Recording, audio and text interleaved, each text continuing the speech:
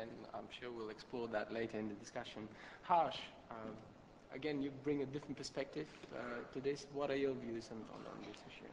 Okay, well, let me start by saying it's an honor to be on this panel at NASSCOM, which has been a driving force in taking Indian IT industry to the world stage and then in continuing to push it to stay competitive and at the leading edge.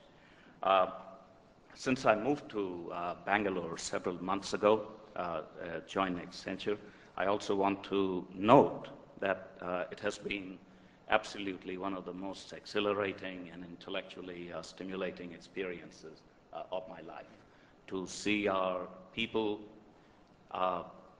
radiate energy, confidence, and showcasing the work they are doing in support of our clients and customers globally. Though I'm young, at Accenture I mean, the company itself has been operating in India for 20 years, since we started here in 1987, and right here in Mumbai in 2001, we opened one of our global centers. And today we have more than 27,000 people in India, and we are growing. And we expect that by the end of the year, as our CEO said last week, we'll be around 35,000 people or so. So we've become a very major part of the global Accenture business, and a very integral part of it. In fact, some of us like to feel, and certainly our leadership feels that way too, that the next chapter in Accenture's history is being written right here in India. I mean, that's a energizing thought, but a true one.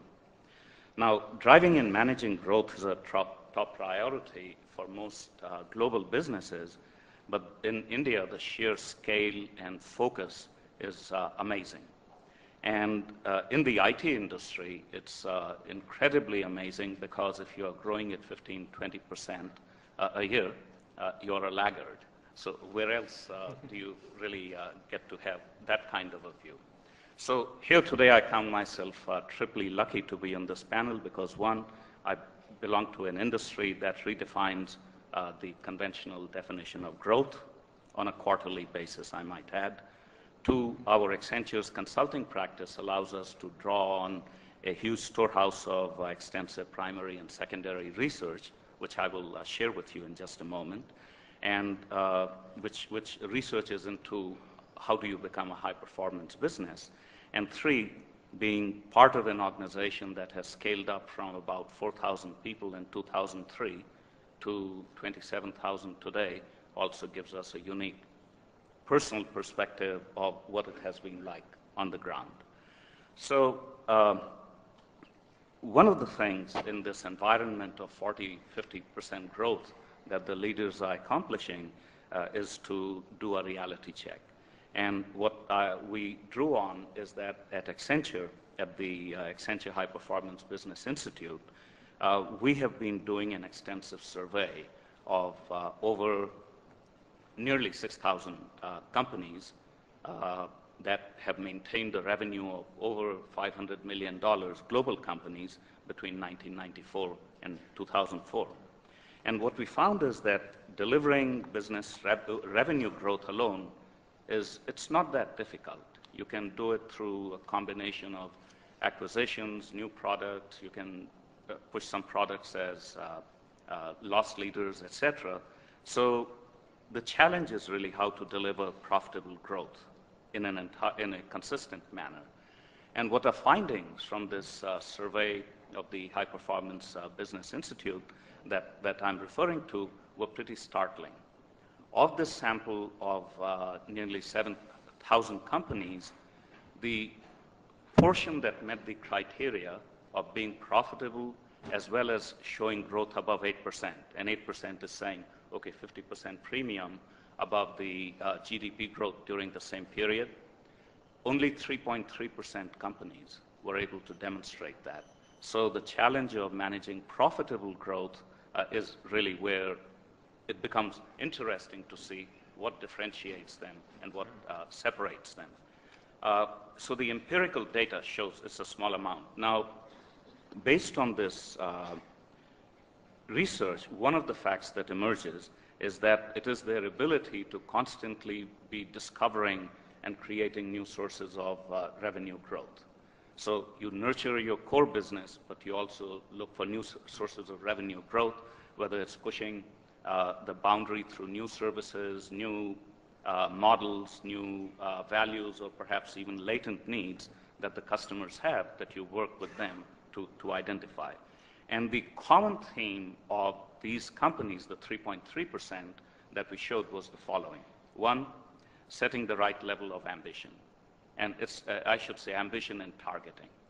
Two, creating a team capable of delivering the desired results. So you just don't strap bodies together. You do have to care about what it takes in bringing the right people in the right environment. Choosing the playing field, so being very clear about where it is that you're going to play so you can win. And identifying and developing and testing individual ideas through the vast churn of in an innovative organization that you would see coming up. And then leveraging the core business. So while it's an edge phenomena, so while some of the new innovations are happening on the edge, they gain power when you link them to the core. And in addition, our own insights that we had promised, here are some of the conclusions that as we reflect, we have come to recognize. One is aligned aspirations. So the power of a shared culture globally, where you can rely on people to subscribe to the same core values, the same behaviors, and the same type of driving objectives is powerful. And Bill Green, our CEO, last week was asked, why have you not made any acquisitions to enhance your growth, as if growing to 27,000 over just a few years was not enough. And it was very simple. He said, because we immensely value our culture. And it is this culture that gives us the power. And through that, because of that, we pride ourselves on our ability to mobilize people and resources across the global network, as well as here in India, through shared values, shared behaviors, etc., and with a minimum number of rules, but clarity of objectives. Two, collaborative networking.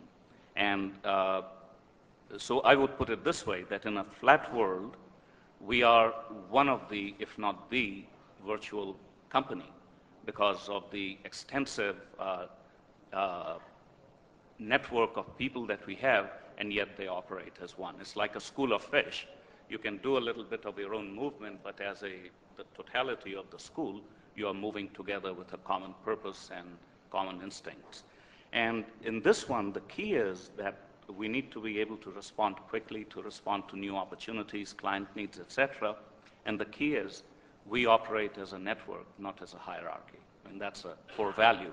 And Kamal earlier was talking about articulating the core values. It's absolutely true. We spend a lot of time. In fact, I carry this thing around in my wallet and read it from time to time just to remind myself what it is, what's the foundation on which this firm has been built. And three, learning at speed. So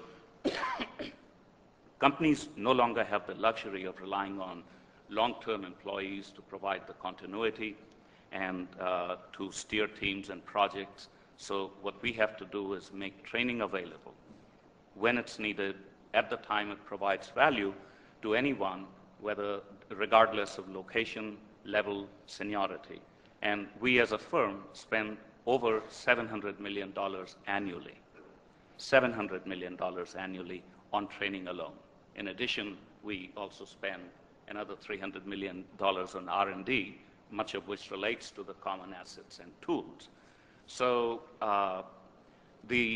that provides us the means to share very quickly best practices implemented at light speed, or I should say, internet speed. There is some latency there, through which we can share the business objectives and communicate. And of course, it does not replace the people contact, so that mobility through which you build and sustain the cultural values and the anecdotes of the system and the trust levels and comforts, that's always there, and we do it by design.